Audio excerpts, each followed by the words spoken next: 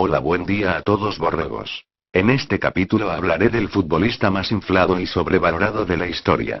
Pelé. Pues siempre se habla que es el mejor de la historia y que ganó 3 mundiales y tanta cosa más. Para empezar, no sé a qué obtuso mental se le ocurrió decir que es el mejor de la historia, cuando esta época no es igual al año de la pera. Empecemos. Estuvo en el Mundial del 58, jovencito de 17 años. Fue parte de un gran equipo consagrado y construido. No jugaba partidos enteros, pero entraba y hacía lo suyo en medio de un equipo fuerte que era su gran respaldo. Me pregunto, ¿un chico de 17 años puede guiar a un equipo consagrado a ganar un mundial? Jajaja. En el Mundial del 62, se lesiona en el primer partido y abandona el campeonato. El equipo brasilero, nuevamente con Garrincha a la cabeza y todos los demás experimentados, vuelven a ganar la copa tranquilamente y sin Pelé, que nadie extrañó su ausencia. En el Mundial de México 70 no fue la gran figura. Para resumirlo, en la final contra Italia, que venía demolida y sin piernas frente a Alemania, la figura no fue Pelé, el que se puso el equipo al hombro fue Gerson, inmenso y grandioso. Pero ¿por qué Pelé? Sigamos. Pelé jugó en la Liga Brasilera con los mejores a su costado. Jugó 10 años en Santos y solo ganó 2 Copas Libertadores. Hizo sus goles en la Liga Brasilera, en donde 3 o 4 equipos eran rivales decentes. El resto eran equipos de risa y casi amateurs. Luego del Santos pasó a otra liga cómica. La de Estados Unidos, donde no sabían qué era el fútbol y solo lo practicaban universitarios como algo curioso y novedoso. Mi pregunta es: ¿jugar en esas 2 ligas te hace el mejor de la historia? Jajaja. ¿Y en esas épocas? Entonces, ¿de dónde nace la leyenda Pelé? Si no era el mejor jugador de Suecia 58, y el Mundial Chile 62 que no la jugó por lesión, o ni fue el mejor de México 70. ¿Cómo así lo agrandaron? Recuerden que en los 50 Brasil venía de una derrota en su propio mundial, y que el país se había sumido en crisis y en suicidios masivos. Uruguay y Argentina gobernaban los títulos sudamericanos, tanto en clubes como en selecciones, o Copas Américas como se le conoce hoy en día, los títulos olímpicos que sí importaban mucho en esas épocas. Más que hoy en día. Uruguay tenía a los mejores, eran campeones mundiales y olímpicos. Y pues Brasil hasta antes del Mundial del 58 era la tercera potencia detrás de Uruguay y Argentina. Y como país nacionalista y orgulloso. Eso era una blasfemia y dolor para ellos, ser tercerones. Y con Perú pisándoles los talones como cuarto país potencia en Sudamérica. Y bien, Brasil hasta ese entonces, tampoco había jugado siquiera una final del mundo y su gobierno tuvo que organizar, previo arreglo con la FIFA, para hacerlos campeonar hasta sin siquiera ganar la final. Ya que pues hasta con el empate también serían campeones mundiales. Pero no fue así. Y todos conocemos la historia del maratanazo. Aparte también, al otro lado del charco estaba el argentino Di Stéfano, que era el mejor de Europa y que ganó 5 veces la Copa de Europa con el Real Madrid, estableciendo un récord aplastante e impensado. Algo que Pelé nunca pudo hacer con el Santos en Libertadores, haciendo la comparativa. Y en esas épocas los gobiernos y sociedades secretas de cada país comenzaron a rivalizar en todo. Pero había que inventar leyendas propias para sentirse superiores entre sí. Di Stéfano era el mejor del mundo y a pesar de que jugaba para España y el Madrid, los brasileros se sentían incómodos y dejados de lado, y por eso se inventa la leyenda Pelé para contrarrestar fuertemente la comparativa futbolística. Entonces decidieron inventar el mito de los más de 1000 goles, pero ya hoy en día se dice, se afirma, se insiste en decir que Pelé hizo 1284 goles, jajaja. Cuando historiadores hace muy poco afirmaron que eso era imposible y que Pelé debió jugar hasta los 50 años para llegar a esa cifra. Afirmar en las noticias, radios y prensa escrita sistemáticamente de boca todos los días, que un futbolista ha llegado a los 1000 goles impacta y sorprende mundialmente a cualquiera. Ya que son cifras alucinantes e inalcanzables para cualquier mortal.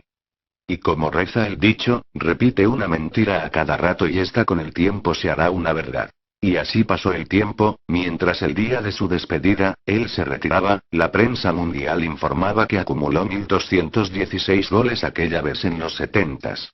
Pasó una década después y se autocontabilizó 1238, más tarde 1255, luego 1269, luego hace 5 años dijo 1282 goles, hoy al 2014 1284 goles. Estadísticas salidas de la propia boca de Pelé, así por así, tan alegremente. Mi pregunta es: ¿entonces retirado del fútbol el tipo este, seguía haciendo goles? Jajaja. ¿Será entonces que para el año 2025 Pelé tendrá 1500 goles?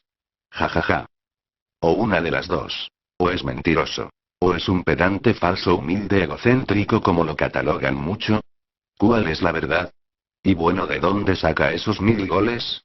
En Brasil afirman que contabilizó goles en amistosos contra equipos de regímenes militares, amistosos simples y hasta pichangas de amigos y que casualmente, hoy la FIFA le considera muchísimos menos goles de los que alardea declarar siempre y que sus borregos fans repiten sin siquiera haber visto sus goles ni haberse documentado.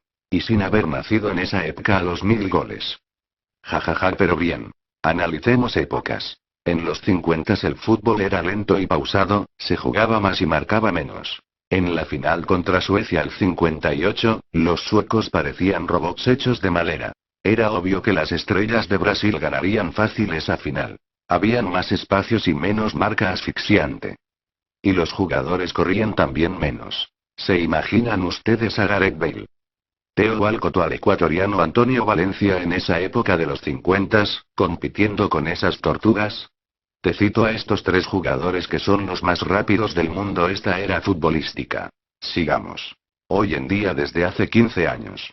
La marca es brutal, a tal punto que a este Mundial del 2014 en Brasil, hay camionadas de jugadores estrellas lesionados y fuera de su selección previo a esta cita mundialista.